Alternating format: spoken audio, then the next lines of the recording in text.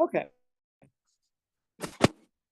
So thank you all for staying.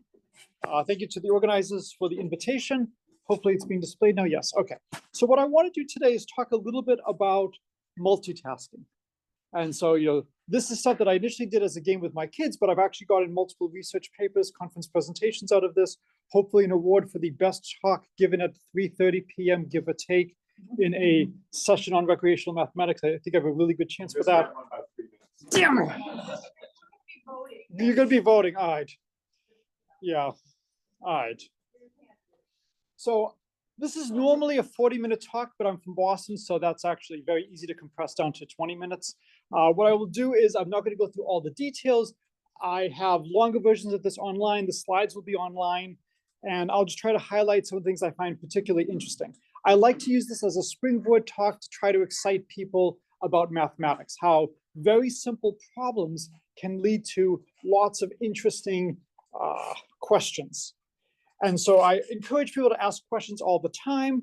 Maybe not so much this time, but I still want to get some class participation, some audience participation. This is the 21st century. If you're not gathering data and analyzing this, you should be asking yourself why, especially when it's so easy to get. I like to use games to introduce mathematics, and given where I am, I don't think I have to spend any time justifying that in this room. In other rooms, I do. And then it's not always easy to actually write code to investigate stuff like this. And so we've heard several of these speakers today talking about the difficulties of doing this. Initially, the solution will require infinitely many binomial sums. We'll talk about how to do that a little bit faster. This is joint work. It began when my son was 4 and daughter was 2. He was, I think, around 10 when it was finally published. All right. I'm not going to go through the basic background material. All I really need is logarithms, and I need some really basic combinatorics, which everybody should know. All right. When I have more time, I actually talk about Sierpinski's triangle and hidden structures, hidden patterns. Given who has left from earlier, I'm not going to show the beautiful animation I did because they're not going to be here to have a rumble as to is this better than the blob. So I will just continue and go straight into the MandMGame. And again, grab them. So it all began with a question my son asked when he was 4 years old.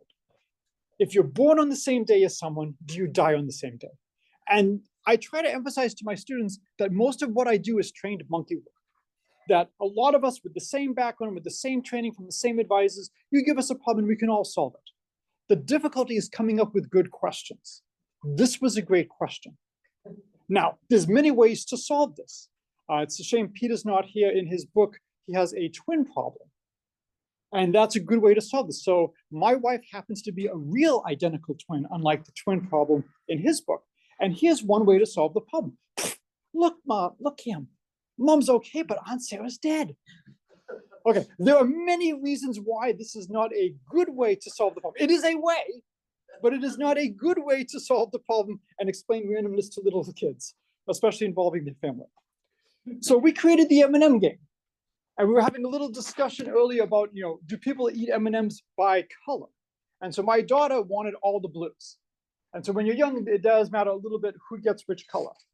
And so the idea is everybody starts off with the same number of M&Ms. You toss a coin simultaneously. And if you get a head, you eat your M&M. If you get a tail, you don't. And as soon as you're out of M&Ms, you die. Life is just not worth living without M&Ms. Okay? So the question is, what's a good question to ask?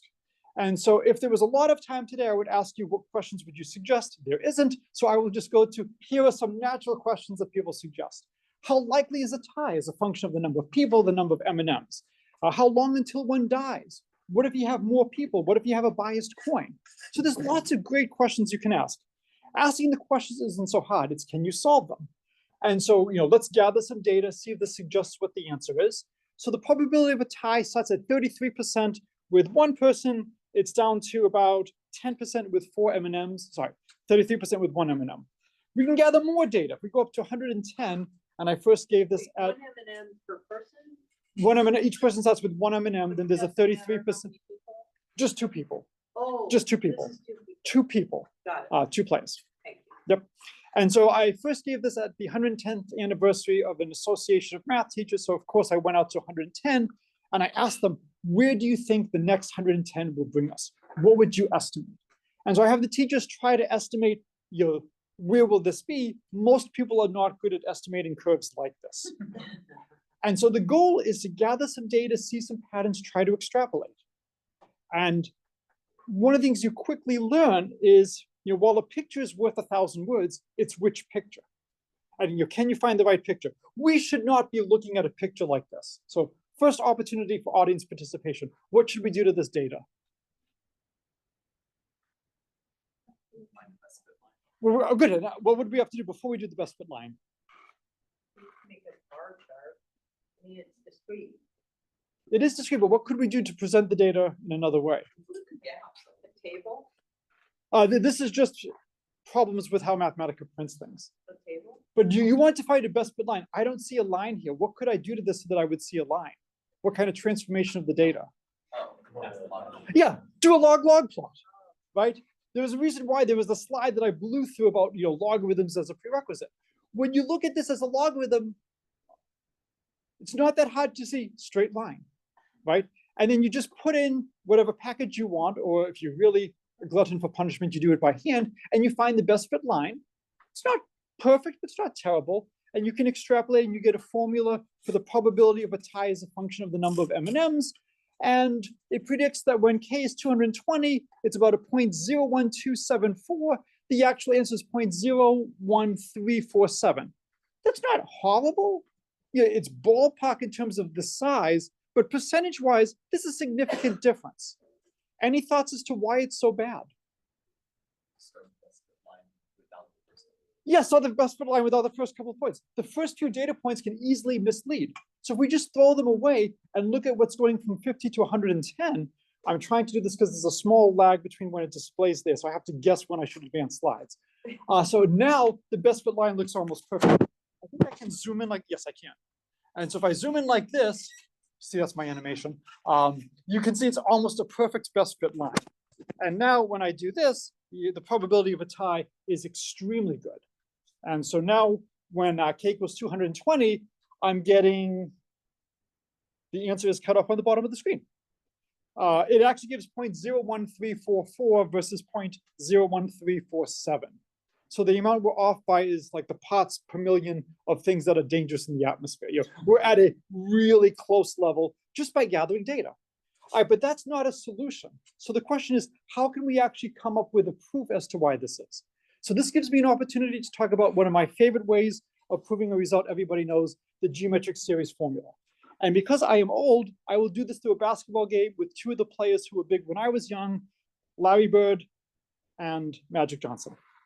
And so the way the game works is as follows. So they alternate shooting. First one to make a basket wins. I'm a Celtics fan, so Bird from the Celtics gets to go first. He will always get a basket with probability P, never tires.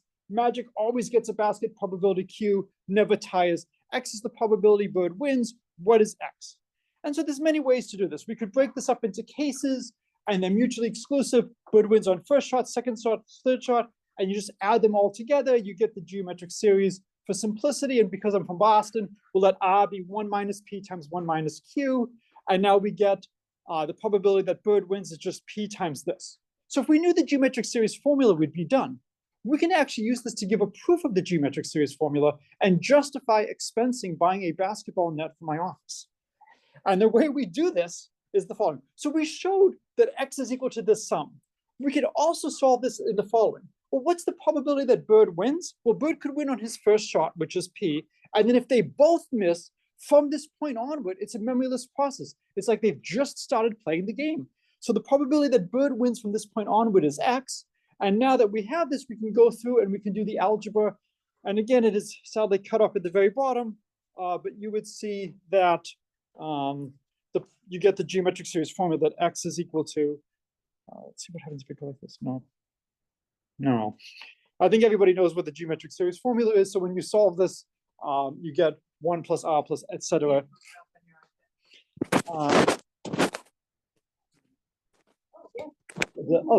Okay. What if I try this? Nope. There you go. Yeah, all right, we'll just do it like this. Everybody knows the geometric series formula. What's interesting is this proof only works if R is a positive number or 0 less than 1. I'll leave it as an exercise how to modify this for negative probabilities, for negative R's. There is a way to do this. So let's convert this now to being useful for the M&M game. So here is the solution for the probability of a tie as a function of the number of M&Ms. And when you look at this, it's an infinite sum. We'll see in a moment where it comes from. If you happen to know your special functions, this actually simplifies to the special value of a hypergeometric.